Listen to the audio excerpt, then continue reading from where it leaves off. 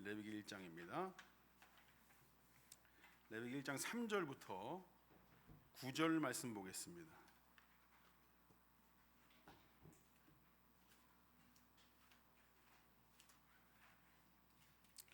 레위기 1장 3절부터 9절 말씀.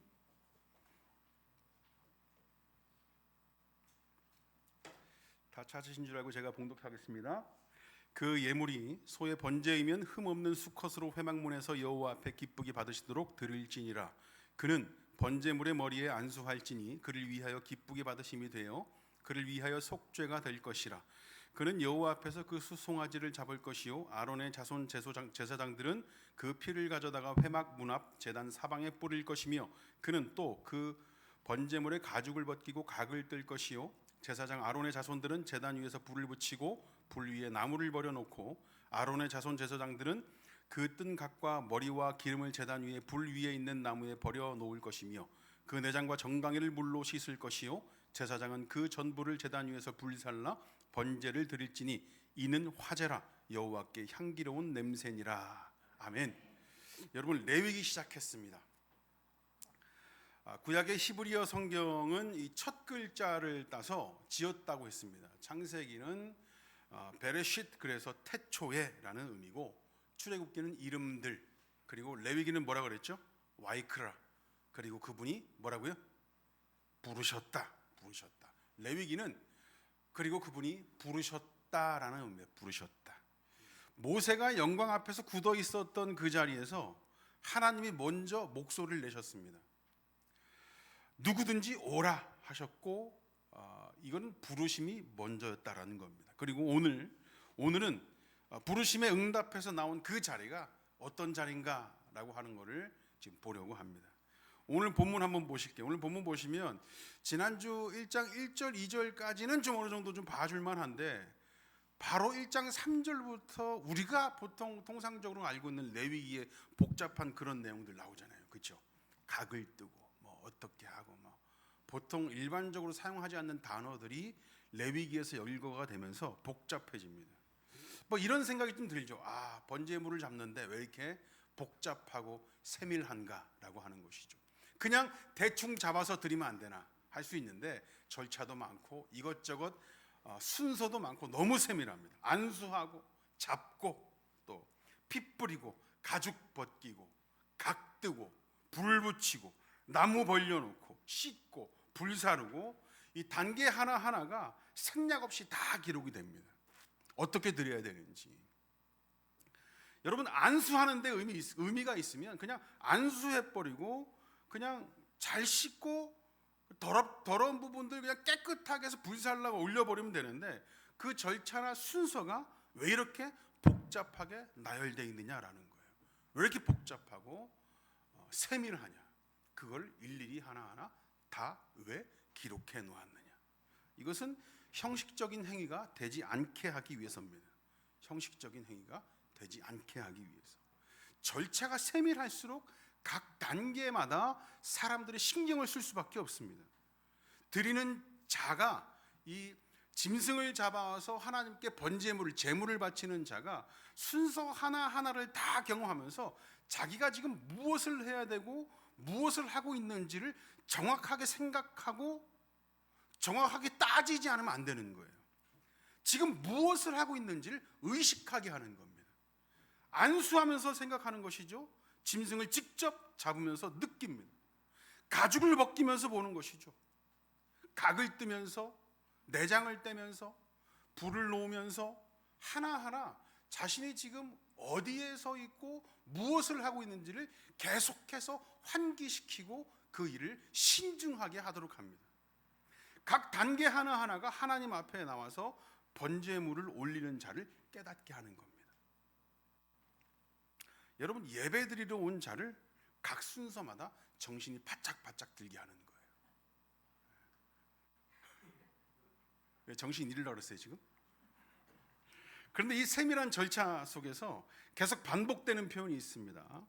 이 3절 한번 보십시오. 3절. 그 예물이 소의 번제이면 흠없는 수컷으로 회막문에서 여호와 앞에 기쁘게 받으시도록 드릴지니라 라고 합니다. 그리고 5절 한번 보세요. 5절. 그는 여호와 앞에서 그 수송아지를 잡을 것이요. 9절도 마찬가지입니다. 마지막에 방점이 찍히는 것이죠. 이는 화제나 여호와께 향기로운 냄새니라. 여기서 반복되는 언어가 여호와 앞에서 여호와께입니다. 모든 절차가 여호와 앞이라는 이 표현 안에 들어와 있습니다. 이 절차가 아무리 많고 세밀하고 복잡해도 그 모든 것보다 먼저 있어야 될 것이 있는데 그게 뭐냐면 바로 하나님 앞이라는 자리입니다. 하나님 앞이라는, 여호와 앞이라는 자리는 다른 곳이 아닙니다. 하나님께 가기 위한 자리라는 것이죠. 그래서 제가 9절에 방점이 찍혔다고 했습니다. 이는 화제라 여호와께 향기로운 냄새니라. 여러분, 근데 이게 쉽지 않습니다. 우리는 사람 앞에 서는 게 좀 익숙해요. 사람 앞에 서는 게. 예배당에 들어오고 찬양을 하고 헌금을 드리고, 그리고 이런저런 봉사를 하고 청소를 하고 그러면 이런 헌신이라는 이름으로 그렇게 합니다. 근데 그런 행위들을 할 때 의식하는 존재가 누구냐면, 여러분, 솔직히 사람입니다. 그렇죠? 우리 좀 간지럽게, 솔직히 우리 좀 간지럽게 좀 이렇게 하나님 앞입니다. 저는 늘 하나님 의식, 이렇게 말하지 말자고요. 솔직히 사람 의식하잖아요. 말은 하나님이라고 하긴 하는데 솔직히 사람을 더 의식합니다. 하나님인 경우보다 사람인 경우가 훨씬 많아요. 옆에 있는 사람이 나를 이제 봅니다. 저 사람은 나를 신앙 좋은 사람으로 알고 있는지, 또는 저 사람은 정말 나보다 신앙이 좋은 사람이라서 저렇게 예배를 드리고 있는지, 신앙이 좋아서 저렇게 늘 아멘 아멘 하고 있는 건지, 이 봉사를 내가 한다는 것을 목사님은 아시고 계시는지. 굳이 사람을 의식 안 하는 사람도 그 수고가 너무 길면, 그리고 그 수고가 너무 길어서 고된데 그 수고에 손 한 번 얹어보지 않은 사람의 불평이라도 귀에 들리면 그게 걸립니다. 그리고 자기와 비교 대상이 보이면 또 그게 걸려요. 그게 사람입니다. 사람. 그렇다고 이게 꼭 위선이라고 할 수는 없어요. 왜 그러냐면 우리는 그렇게 만들어진 존재입니다. 관계 안에서 살고 인정 안에서 힘을 얻습니다. 인정을 받아요. 저도 칭찬을 받고 인정을 받아야 춤을 추는 사람입니다. 뭘 하고 갔는데 집에서 우리 아내가 칭찬 안 해주고 인정 안 해주면 그날 하루 그냥 인정받는 거예요. 근데 문제는 그런 자리라도 모두 하나님 앞이라는 거, 그걸 인식하지 못하는 데서 오는 거예요. 하나님 앞이 아니라 사람 앞에 서 있다고 생각하는 것이죠. 마태복음 6장에 가보시면 예수님께서 이렇게 말씀하십니다. 구제할 때 나팔 불지 말아라. 기도할 때 골방에 들어가라. 금식할 때 얼굴을 씻어라. 왜죠? 왜 그러는 거예요? 사람에게 보이려고 하는 것과 하나님 앞에서 하는 것이 전혀 다른 것이기 때문에 그래요. 여러분, 예수님이 말씀하십니다. 사람에게 보이려고 하는 거, 그런 자는 이미 상을 받았다. 왜요? 그들이 의식한 그 사람들한테 이미 받은 겁니다. 하나님하고는 아무 상관없어요. 하나님하고는 더 받을 것이 없습니다. 자리가 어디인가, 이게 중요합니다. 그렇다면 여호와 앞에, 하나님 앞에 나와 있다. 여러분들 하나님 앞에 나와 있습니까? 하나님 앞에 나와 있다는 거, 하나님 앞에 서 있다는 것이 정확히 우리한테 어떤 의미인가라고 하는 것입니다. 4절입니다. 4절. 우리 4절 다 같이 한번 읽어보실까요? 4절. 4절 다 같이 시작. 그를 위하여 기쁘게 받으심이 되어 속죄가 될 것이라 라고 합니다. 4절에 보시면 그렇게 말하고 있습니다. 여러분, 여기서 말하는 안수, 히브리어 사마크라는 단어예요. 사마크. 이 안수 사마크라는 단어는 눌러 얹는 겁니다. 그냥 가볍게 그냥 쓰다듬듯이 다 이렇게 올리는 게 아니라 온 힘을 다해서 무게를 막 싣는 거예요. 행여 이게 도망가기라도 할까 그냥 꽉 잡고 눌러서 힘을 실어서 자기의 온몸에 힘을 실어서 눌러 얹는 것입니다. 이게 무슨 의미냐면, 드리는 자가, 이 짐승을 바쳐서 하나님께 드리는 자가 짐승 머리 위에 손을 얹고 두 손을 얹고 온 힘을 다루는 건 대충 손대는 게 아니라 내가 지금 이 자리에 있어야 되는데 내 대신에 이 짐승이 서 있다라고 하는 것입니다. 온 힘을 다해서 그 머리에 손을 올리면서 이것은 나와 이 짐승이 동일하다라고 보이는 행위입니다. 내가 이 짐승이다. 이 짐승이 나다. 내가 죽어야 할 자리에 이 짐승이 선다라고 하는 것이죠. 나 대신에 내가 죽여야 할 자리에 이 짐승이 서서 대신 죽는다. 자신의 죄가 그렇게 전가되는 의미입니다. 행여 빠져나오지 않은 죄가 있을까 아주 그냥 꽉 눌러서 안수해서 기도를 하는 것입니다. 여러분, 제가 여러분들 가끔씩 기도해 드리잖아요. 안수, 머리에 손을 얹든 등에 손을 얹든 안수해서 기도하지 않습니까? 그거하고는 다른 겁니다. 예, 제가 여러분들한테 안수 기도하면서 이 짐승 그러진 않잖아요. 하나님, 이 짐승 서 있는 곳이 바로 그런 건 아닙니다. 여러분, 그런 마음으로 기도하지는 않습니다. 지금하고는 다른 거예요. 그건 축복 기도인 거죠. 네. 뭐 이거에 대해서 나중에 말씀드리고, 나와 이 짐승이 동일하다는 것을 보이는 행위, 이게 바로 내가 이 짐승이다, 이 짐승이 나다, 내가 죽어야 할 죄인된 자리에 이 짐승이 대신 섰다라는 의미로 안수하는 겁니다. 여러분, 하나님 앞에 선다, 여호와 앞에 선다라는 의미가 바로 이겁니다. 온갖 것으로 포장한 나로 서는 게 아니라 있는 그대로인 나로 선다는 의미죠. 바로 짐승과 같은 죄입니다라는 심정으로 하나님 앞에 선다는 거예요. 죽어야 할 자리에 있는 나, 그리고 그 자리에서 뭐가 일어나냐면 속죄가 일어납니다. 속죄. 내가 자격을 갖춰서 서는 것이 아니라, 여러분 지난주에 나눈 말씀이 있었죠. 우리의 자격이 아니라 하나님이 우리를 부르시고 하나님이 마련하신 그 길 위에 서는 것입니다. 사람 앞에 설 때는 포장해야 됩니다. 여러분 포장하잖아요. 사람 앞에 설 때는 약한 모습을 좀 숨겨야 됩니다. 기업이든 뭐든 약한 모습을 숨겨야 살 때가 있습니다. 나를 약하게 하고 부끄럽게 하는 실패한 이야기는 꺼내지 말아야 됩니다. 왜요? 그래야 인정받을 수 있으니까. 이런 생각은 목사가 가장 많이 합니다. 사는 게 힘들다고, 죽겠다. 근데 죽지 않고 사니까 그게 더 힘들다. 그런 말을 못 합니다. 그런 목사를 좋아해 줄 사람이 없어. 왜?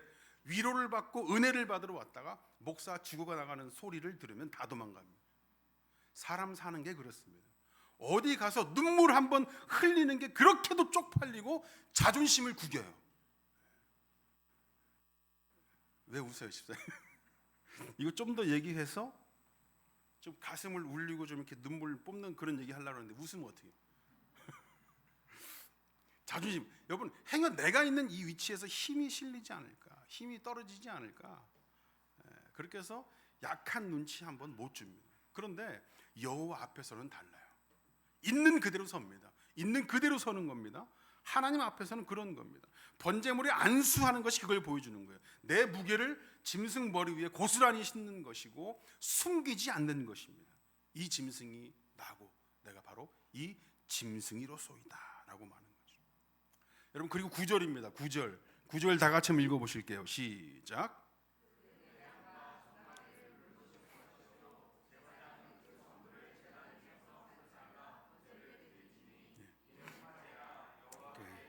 냄새내라. 여러분, 전부입니다. 전부. 여기서 말하는 제사장은 그 전부를 제단 위에서 불살라라고 했습니다. 전부. 여기서 이 전부 드리는 이 번제를 가리키는 히브리어 단어가 올라라는 단어입니다. 올라. 스페인어 올라 이거 아닙니다. 히브리어 올라. 이건 올라가다 이라는 단어에서 나온 파생된 단어인데, 이 번제물은 철저히 태워서 이 전부를 하나님께 올려보낸다라는 의미예요. 올라. 전부를 태워 위로 올린다. 가죽 하나 벗기고 내장까지 불순물이 없이 깨끗이 씻어서 전부를 불사릅니다. 부분이 아니라 전부입니다. 전부. 여러분, 레위기가 하나님의 부르심 이후에 규례를 시작하면서 첫 번째로 말하는 내용이 바로 이거예요. 전부를 드리는 거. 그런데 이걸 오해하면 이렇게 생각합니다. 전부라고 하니까 나에게 전부를 요구하는 것인가? 헌신의 정도를 말하는 것인가? 라고 얘기를 합니다. 여러분들의 전부를 드리십시오. 여러분, 이거 하나님 말씀이라고 믿으시면 어떻게 해야 되겠어요? 여러분들의 전부를 드리십시오 라고 생각할 수 있겠죠. 그렇죠? 예. 지금 그렇게 생각하시는 분들이 있죠. 그런데 그렇게 생각하면서도 당장에 그렇게 생각되고 그렇게 받아들여지는데 당장에 내 전부를 바쳐야 되겠다고 생각하시는 분은 아무도 없어요. 그렇죠? 손 들어보세요. 그런 분들 없어요. 여러분, 전부를 드리는데 당장에 헌금 좀 더 하시고 청소나 식사 준비할 때나 맨날 하시는 분들만 말고 좀 와주세요. 여러분, 왜 전부를 드리지 않습니까? 여러분, 이렇게 하는 게 맞아요? 아닙니다. 그걸 말하는 게 아닙니다. 이거는 이 방금 제가 말씀드린 거는 목사들이 하고 싶은 말이지 하나님이 하고 싶은 말이 아니에요. 목사들이 하고 싶은 말, 하나님이 하고 싶은 말이 아니라. 히브리서 10장 1절에 이렇게 말합니다. 히브리서 10장 1절에 율법은 장차 올 좋은 일의 그림자요 참 형상이 아니니라. 다시 한번 읽어드릴게요. 율법은 장차 올 좋은 일의 그림자요 참 형상이 아니니라. 여러분, 레위기의 번제 규례 전체가 그림자입니다. 그림자. 여기 있으면 레위기에서 번제에 대한 이야기를, 규례를 얘기하는 건 다 율법이죠. 이 규례 전체가 그림자라는 얘기입니다. 그 그림자가 가리키는 실체가 있습니다. 번제단 위에서 전부가 불살라지는 그 그림이 가리키는 곳이 있다라는 거예요. 그 실체가 있다라는 거예요. 여러분, 창세기 22장 기억하세요? 아브라함과 이삭이 모리아 산을 오릅니다. 하나님께서 내 독자 이스라엘을 나한테 바쳐라 라고 하니까 아브라함이 이삭을 데리고 갑니다.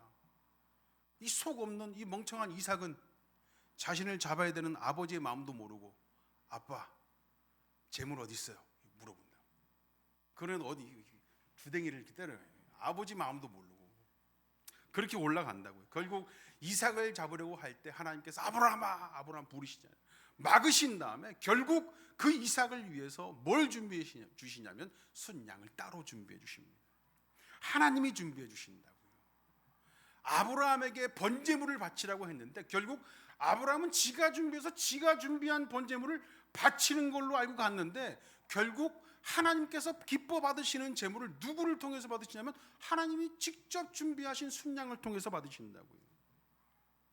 하나님이 순양을 준비했습니다. 드리는 자가 준비하는 게 아니라, 드리는 우리가 준비하는 게 아니라 하나님이 준비하셨다고요.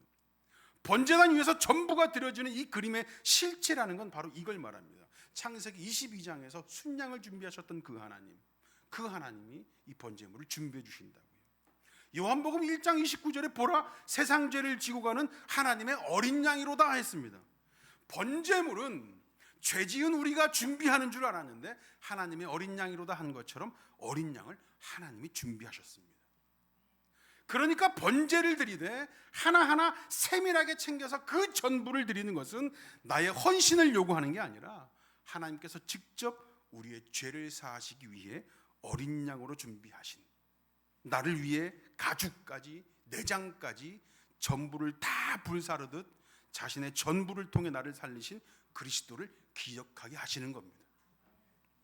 이스라엘 백성이 번제물의 전부가 불살라지는 것을 볼 때마다 그들은 알아야 했습니다.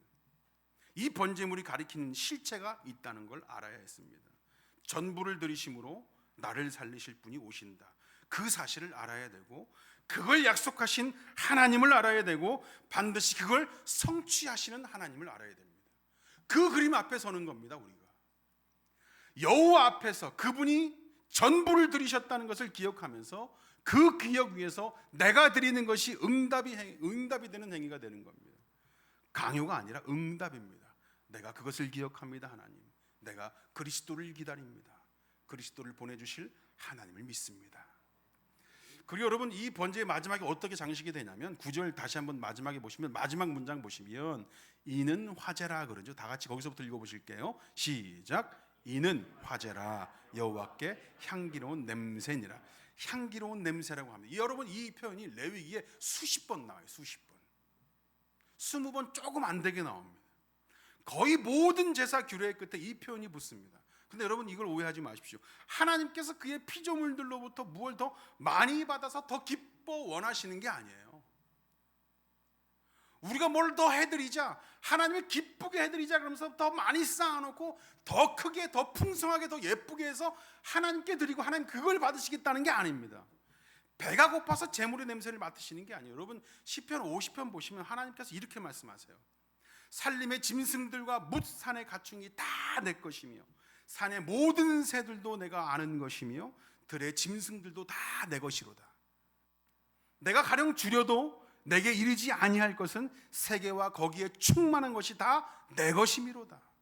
내가 숫수의 고기를 먹겠느냐, 염소의 피를 마시겠느냐, 세계와 거기에 충만한 것이 다 내 것이다. 여러분, 그런데 우리가 기뻐드리는 그거 받기 위해서 하나님께 전환이 되셨겠습니까? 여기서 향기로운 냄새가 뭐죠? 흠없고 질 좋은, 더 많고 더 풍성한 제물로 기뻐 받으시겠다는 게 아니라 그걸 드리는 자의 자리를 기뻐 받으시겠다는 겁니다. 여호와 앞에 서서 있는 그대로의 자신을 내어놓고 그리스도가 전부를 드리셨다는 것을 기억하며 드리는 그 자리, 그것을 하나님께서 기뻐 받으시겠다는 이야기입니다. 여러분, 우리가 드리는 이 예배가 하나님 앞에 향기로운 냄새가 되려면 무엇이 먼저여야 합니까? 여러분, 찬양 실력이 먼저야 돼요. 여러분, 찬양 실력이 먼저면, 물론 찬양 드리시는 분이 또 찬양을 그냥 잘하는 게 아니라 너무 잘해. 그럼 은혜롭긴 해요. 그죠? 그렇다고 그 사람의 예배가 하나님께 더 기쁜 예배예요? 그렇지 않습니다. 그런 걸로 따지면 성악 전공하신 분으로 꽉 찼을 거야, 저 천국은. 헌금의 액수가 아닙니다. 여러분, 그러면 뭐 최태원 회장이나 이재용 회장은 하나님 믿기만 하면 무조건 천국이네. 그 사람은 자기 의지대로. 그렇죠? 헌금 많이 하시는 분들, 봉사의 양이 아닙니다. 이타적인 사람들이라면 봉사 잘할 수 있다고요. 여러분, 이거 아니라고요. 이거 아닙니다. 우리가 드리는 예배가 하나님께 향기로운 예배가 되려면 내가 하나님 앞에 서 있다라는 사실을 늘 인식하고 기억하는 자리여야 된다는 거예요. 우리 하나님을 신앙하는 일이 여러분 얼마나 공의로우십니까? 우리가 하나님을 믿고 하나님을 따르는 거, 하나님 앞에 서 있다라는 것이 얼마나 공평하냐고요. 하나님께서 얼마나 공평하게 만드셨냐고요. 여러분, 이번 주를 한번 생각해 보십시오. 드릴 예배가 있습니다. 올릴 기도가 있고 할 봉사가 있습니다. 그리고 우리가 또 내려는 하나님 앞에 예물이 있습니다. 그 행위들을 하기 전에 한번 물어보십시오. 나는 지금 누구 앞에 서 있느냐 하는 것입니다. 사람을 좋게 하려는 예배인가? 아니면 사람을 만족해 하고 있는 의식인가? 아니면 하나님 앞에서 드리는 예배요? 기도인가? 알아주는 사람이 있어서 하는 봉사인가? 하나님 앞에서인가? 여러분, 하나님 앞에 서면 포장하지 않아도 됩니다. 알아주는 사람이 없어도 됩니다. 내가 얼마나 부족한지 다 드러나도 됩니다. 여러분, 모세를 보십시오. 한 나라의 지도자라는 사람이 하나님 말씀대로 지할 일 다 해놓고도 당당하지 못하게 등신같이 아무것도 못하고 굳어 있을 때 먼저 부르신 분이 하나님이십니다. 우리도 마찬가지예요. 하나님께서 우리를 다 알고 부르신 자리가 바로 이 자리입니다. 여러분, 레위기가 처음부터 우리에게 말하는 것이 있었죠. 하나님이 먼저 부르셨습니다. 그리고 누구든지 오라고 하셨습니다. 아담, 미켈 누구든지 오라고 하셨습니다. 그 부르심에 응답해서 나온 자리가 바로 하나님 앞이다라는 거죠. 그 자리가 우리가 하는 모든 것보다 먼저입니다. 우리가 가진 것, 우리가 표현하고 있는 것, 우리가 누리고 있는 것, 그 모든 것들을 다 쌓아도 가장 중요한 게 하나님 앞이라는 거. 이 번제, 이 제물을 통해서, 예배를 통해서 그리스도가 오신다, 그분이 다시 오신다는 사실을 기억하는 그 하나님의 자리라는 것이죠. 번제를 드리러 온 이스라엘 백성이 짐승의 머리 위에 두 손을 얹고 온 무게를 실을 때 그들은 알았을 겁니다. 지금 내가 여호와 앞에 서 있다라는 거. 그 자리에서 속죄가 일어난다라는 그 사실 말이죠. 그리고 언젠가 하나님께서 약속하신 대로 이 번제물 전체가 가리키는 그분이 오신다는 것을 알았습니다.